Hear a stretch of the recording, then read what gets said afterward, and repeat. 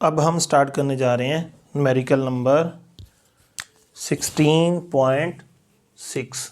ये न्यूमेरिकल देखते हैं कि इसमें क्या है। ये भी पिछले न्यूमेरिकल से काफ़ी मैच करता है, वही सर्किट है जो पिछले में था, तो इसको भी आप लोगों ने अच्छी तरह समझ लेना। आप इस तरह न्यूमेरिकल 2-3 न्यूमेरिकल कर लें तो आपके सारे न्यूमेरिकल जो हैं आपको समझ आना शुरू हो जाएंगे। इसमें वो क्या कहता है, वो बोलता है हमारे पास ना एक कॉइल है जिसकी इंडक्टेंस है 10 मिली हेनरी। तो यहाँ पे मैंने लिख दिया एक कॉइल जिसकी इंडक्टेंस कितनी है 10 मिली हेनरी। इसको हम ऐसे लिख सकते हैं 10 मिली का मतलब 10⁻⁻3, यहाँ पे क्या आ गया हेनरी। ठीक है, एक कॉइल है और उस कॉइल के साथ एक रेजिस्टेंस लगी हुई है सीरीज़ में, वही ये भी वही आरएल सर्किट ही है। उसकी रेजिस्टेंस कितनी है 20 ओम और वहाँ पे जो वोल्टेज लगाए गए हैं, ठीक है, वो वोल्टेज हैं आपके पास 240। तो मैंने आपको बताया कि जब अल्टरनेटिंग वोल्टेज की बात हो रही है, अगर उसने मेंशन नहीं किया कि इंस्टेंटेनियस है या पीक है या कौन सी है, तो अंडरस्टूड है कि उसका मतलब है वो रूट मीन स्क्वायर की बात कर रहा है। ठीक है, इतने वोल्ट अल्टरनेटिंग लगे हुए हैं और वहाँ पर जो है फ्रीक्वेंसी जो है उस सोर्स की बेटा वो है 1/80 डिवाइडेड बाई पाई, इतने हर्ट्ज उस अल्टरनेटिंग करंट सोर्स की फ्रीक्वेंसी है। अब ये सारा डाटा उसने हमें दे दिया। अब हम थोड़ा इसका जो है फ़ोटो बनाएंगे, इसको हम ग्राफिकली देखेंगे यानी तस्वीर बनाएंगे। एक हमारे पास क्या है बेटा, ऐसे कॉइल है, इस कॉइल के साथ यहाँ पे क्या लगी हुई है रेजिस्टेंस और इसके साथ यहाँ पे अल्टरनेटिंग करंट का ऐसे सोर्स लगा हुआ है। और ये कौन सा सर्किट बन रहा है, सोचो आपकी किताब में से ये बनता है एल, ये क्या है आर, ये आर एल सर्किट है। ठीक है, हमने जो स्टोरी बताई थी उसकी डायग्राम बना ली। अब अगला काम है क्या चीज़ों की हमसे वो डिमांड कर रहा है, वो हमसे पूछ रहा है कि बताओ इस तरह की सिचुएशन में वहाँ पर पावर कितनी यूज़ हो रही है। क्या सवाल पूछ लिया उसने, बताओ कि यहाँ इस सर्किट में पावर कितनी जो है डिसिपेट हो रही है, पावर कितनी कंज्यूम हो रही है, इसको हमने कैलकुलेट करना है। तो बेटा आपकी बुक में एक टॉपिक है पावर वाला, ठीक है, पावर फैक्टर वाला, ठीक है, उसमें फार्मूला दिया हुआ पावर का याद कर लो। ये होता है VRMS मल्टीप्लाई बाई होता है IRMS multiply by cause of theta. तो यहाँ पे जो थीटा होता है ये एंगल है किसके दरमियान, वोल्टेज के दरमियान, ठीक है, वही RMS वाले, ठीक है, और किसके दरमियान, आपको पता है वोल्टेज को हम एक वेक्टर से यानी फेजर से रिप्रेजेंट करते थे, उसके दरमियान वही एंगल का फार्मूला जो होता है आपको पता ही है जो चैप्टर में है। तो अब हमें एक तो VRMS चाहिए, वो तो गिवन है VRMS, दूसरा क्या चाहिए IRMS, तीसरा क्या चाहिए थीटा। ये सारा मटेरियल पूरा होगा तो इसमें पुट करेंगे। तो 3 चीज़ों की डिमांड है इसके लिए। सबसे पहले VRMS वाली डिमांड तो पूरी होगी। IRMS, अब IRMS के फार्मूलाज मैं पिछले में लिख के आया हूँ। IRMS के फार्मूलाज, एक तो इंस्टेंटेनियस वाला फार्मूला होता है I = I0 sign of theta, ज़रूरत नहीं है। दूसरा फार्मूला होता है I = IRMS बराबर होता है I0 √2 ओवर √2, वो भी नहीं है। तीसरा IRMS का फार्मूला होता है ओहम्स लॉ वाला। ओहम्स लॉ वाला ये क्या होता है, हमें पता है IRMS ओहम्स लॉ के मुताबिक वो बराबर होता है उस सर्किट के अक्रॉस जो वोल्टेज हैं या IRMS है, तो यहाँ पे VRMS कर लेंगे, डिवाइडेड बाई यहाँ पे 2 चीज़ें हैं तो दोनों की कंबाइंड रेजिस्टेंस क्या होती है Z। अब हमें VRMS का पता है वो कितने हैं 240, लेकिन Z का नहीं पता। अब अगर हम Z को कैलकुलेट कर लेंगे तो IRMS को कैलकुलेट कर लेंगे। अब आपने ये आर्टिकल पढ़ा है, अब पिछले में मैं आपको पढ़ा गया हूँ, Z बराबर होती है किसके, वहाँ पर जो रेजिस्टेंस है उसका स्क्वायर प्लस वहाँ पे XL का स्क्वायर। अब स्क्वायर रूट मैं ज़रा उतार रहा हूँ यहाँ से ताकि कैलकुलेशन को ज़रा फास्टली कर सकें। रेजिस्टेंस कितनी है हमारे पास, आंसर है रेजिस्टेंस है हमारे पास 20 ओम, इसका स्क्वायर ले लेंगे प्लस में XL वहाँ पे वो होती है 2πf multiply by inductance L, ठीक है। अब इसका भी क्या है होल स्क्वायर होता है। हमारे पास Z आ जाएगी 20 का स्क्वायर प्लस में आ जाएगा 2π, फ्रीक्वेंसी कितनी है 180 divided by pi multiply by inductance कितनी है आपके पास 10 मल्टीप्लाई बाई 10⁻³ होल का स्क्वायर। अब ये 20 का अगर आप स्क्वायर ओपन करते हैं तो ये 400 आ जाता है, ये पाई से कट जाएगा। आप यहाँ पे लिख सकते हैं 2 मल्टीप्लाई बाई 180, 180 को 10 से मल्टीप्लाई करेंगे 1800। अब 1800 मल्टीप्लाई बाई 10 की पावर -3 और इसके ऊपर होल का स्क्वायर। जी आ जाएगा आपके पास 400 प्लस में आ जाएगा 1800 मल्टीप्लाई बाई 2, आपको पता है ये होता है 1800 मल्टीप्लाई बाई 2, ये आ जाता है 3600 मल्टीप्लाई बाई 10 की पावर -3 होल पावर -2।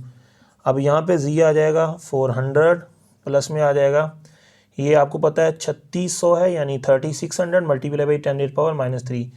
तो आप इसको यहाँ से ख़त्म कर सकते हैं, आपको यहाँ से डेसिमल पॉइंट इधर लगाना होगा। तो 10 की पावर -3 को ख़त्म कर दें, लेकिन आपको यहाँ पे 3.6, ये देखो 3 पॉइंट यानी 3 प्लेसेस छोड़ के डेसिमल पॉइंट लगा दो। ऊपर क्या है, होल पावर 2 है।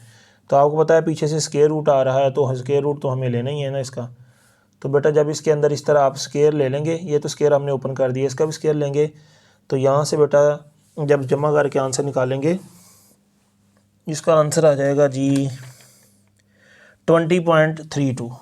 20.32 आपको पता है जी का जो यूनिट होता है ओहम होता है। तो बेटा ये हमने इसकी जो है इम्पीडेंस निकाली। अब क्वेश्चन ए की तरफ देखो ज़रा, किस चीज़ की चाहिए ज़रूरत थी हमें, किस चीज़ की डिमांड थी वहाँ पे क्वेश्चन ए में। क्वेश्चन ए में हमें जी की डिमांड थी, तो वहाँ पे हम जी पुट कर देंगे। तो आपके पास वो ऊपर वाली क्वेश्चन में IRMS बराबर आ जाएगा 240 240 डिवाइडेड बाई 20.32। जब बेटा इस तरह इसको हम डिवाइड करेंगे तो हमारे पास बेटा इसका आंसर आ जाएगा, कितना आएगा अभी देखता हूँ, ये आएगा 11.81। 11.81 साथ बेटा इसका यूनिट लिख देना। तो ये चीज़ भी आ गई, ये भी आ गई। अब क्या चाहिए, एंगल। अब एंगल आपको पता है वोल्टेज और करंट के दरमियान होता है, पहले चैप्टर में कई दफ़ा हम पढ़ चुके हैं, इसी चैप्टर में पहले भी स्टडी कर चुके हैं। अब आपको पता होना चाहिए RL सर्किट में एंगल का फार्मूला क्या होता है। तो R सर्किट में एंगल का फार्मूला होता है tan इनवर्स, याद आ जाए शायद आपको, XL ओवर क्या होता है R, पिछले भी न्यूमेरिकल में इस्तेमाल किया। थीटा आ गया, यहाँ पे tan का इन्वर्स आएगा। XL ये देखें सार XL कितना है, 3.6 होता है XL, ठीक है। डिवाइडेड बाई R कितना है हमारे पास, R है हमारे पास 20, ठीक है। सॉरी डिवाइडेड बाई क्या आएगा, R आएगा ना। तो R की वैल्यू कितनी है, 20 ओम है हमारे पास R की वैल्यू। तो बेटा यहाँ पे हम 20 लिख देंगे ऐसे। अब कैलकुलेटर की मदद से जब इस तरह आप सारा इसको इन्वर्ट्स करके सारा निकालेंगे तो बेटा एंगल आ जाएगा 10.2 डिग्री, इतना एंगल आ जाएगा। ये भी कहानी ख़त्म हो गई एंगल वाली भी। अब क्या रह गया हमारे पास, अब बच्चों हमारे पास इसकी पावर निकालनी है, सारी चीज़ें आ चुकी हैं। तो पावर कैसे निकालेंगे, फार्मूला लिख लेते हैं पावर का, P = VRMS। VRMS कितने हमारे पास 240 लिख दिए, और मल्टीप्लाई में क्या है IRMS, IRMS कितना है 11.81, ये भी लिख दिया। कॉस एंगल कितना है, थीटा है 10.2, ये लिख दिया। तो जब बेटा आप इस तरह कैलकुलेटर का इस्तेमाल करके सारी चीज़ों का ऐसे मल्टीप्लाई करेंगे, फाइनली जो हमारे पास पावर आ जाएगी 27, साथ आ जाएगा 78, यानी 27,700। इतनी पावर का यूनिट बेटा आपको पता है क्या होता है, वाट। तो ये बेटा हमने इस सर्किट के अंदर जो कंज्यूम होने वाली पावर है वो लिख ली। ये लो जी, यहाँ पे इस तरह ही आ जाएगा। ये भी एक लॉन्ग ही न्यूमेरिकल था, इससे पिछला इससे डबल लॉन्ग था। नेक्स्ट बेटा हमारा न्यूमेरिकल है, find the value of current flowing through a capacitor. Next numerical भी अभी सॉल्व कर लेते हैं, वो है 16.7। Next numerical number 16.7। स्टोरी बनाते हैं बच्चों। वो बोलता है find the value of current flowing through a capacitance. कहता है करंट फ्लो कर रहा है कैपेसिटर से। कैपेसिटर की बेटा जो कैपेसिटेंस है आपकी किताब वाले ने मेंशन कर दी, वो है 0.5 माइक्रोफैरड। माइक्रो का मतलब 10⁻⁻6 फैरड, ये फैरड, इतनी कैपेसिटेंस आ गई। और उस कैपेसिटर को जो अल्टरनेटिंग वोल्टेज लगाए गए हैं, तो अंडरस्टूड है, जब बताया नहीं है तो अल्टरनेटिंग वोल्टेज VRMS की बात हो रही है। आप लिख सकते हैं बेशक VRMS, बेशक ना लिखें, अंडरस्टूड है। वो है बेटा 150 वोल्ट, 150 वोल्ट लगाए गए। और वहाँ पर जो अल्टरनेटिंग करंट लगाया गया है उसकी फ्रीक्वेंसी हमारे पास 50 हर्ट्ज़ है। अगर हम इस स्टोरी को थोड़ा डायग्रामेटिकली देखें तो ये स्टोरी कुछ इस तरह होगी कि ऐसे अल्टरनेटिंग करंट का सोर्स होगा यहाँ पे ऐसे, उसके साथ एक कैपेसिटर लगाया होगा, ठीक है, और इस कैपेसिटर के साथ इधर से भी अल्टरनेटिंग करंट सोर्स को जो है वो कनेक्ट किया होगा, ठीक है। तो इस तरह की बेटा स्टोरी बनती है, जो कि आप लोगों, अब सोचो कौन सा टॉपिक पढ़ा था किताब में, हमने पढ़ा था एसी थ्रू कैपेसिटर, बिल्कुल वही स्टोरी बन रही है। अब उसने डिमांड क्या की, स्टोरी बना ली, फ़ोटो बना ली, डिमांड कहता है बस करंट बता दो, क्या बता दो मुझे, करंट की वैल्यू बता दो कि वहाँ पे जो करंट है वो कितना फ्लो कर रहा है। तो हमको फाइंड क्या करना है, आंसर है करंट फाइंड करना है, ठीक है।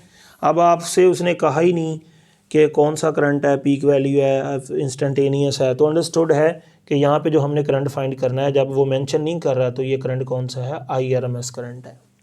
अब आपको पता है IRMS के कितने फार्मूलाज हैं, एक तो IRMS का फार्मूला होता है हमारे पास I0 अंडर रूट क्या आता है आपके पास 2, तो क्या I0 यहाँ पे गिवन है, आंसर नहीं, तो ये फार्मूला इस्तेमाल नहीं होगा।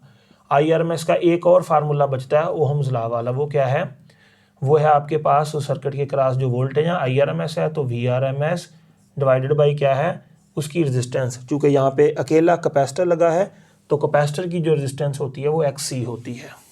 समझ गए बच्चे। अब आपके पास IRMS किसके इक्वल आ जाएगा, VRMS आ गया, ठीक है, डिवाइडेड बाई XC आपको पता होना चाहिए, बराबर होती है 1/2 पाई FC, ये आपको याद होना चाहिए, ये आपने याद रखना है, चैप्टर में पढ़ के आए हैं।